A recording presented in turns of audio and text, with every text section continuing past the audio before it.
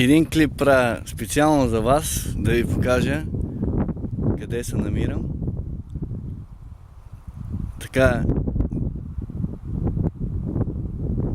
да провокирам известна доза завист, но все пак нека да покажа. Тук природата е, може да видите, мангрови гори, ето ги там. Тук е нещо като езерце или залив ли е, какво е, не знам. Планините отзад. Млечен пясък. Борчета. И разбира се, зад мен е океана. Ето го там. Малко не се вижда. Та... какво да кажа?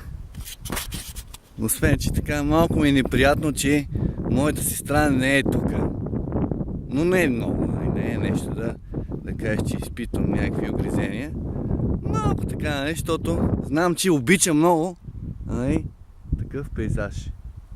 Но няма днес сега. Айде, толкова с мен.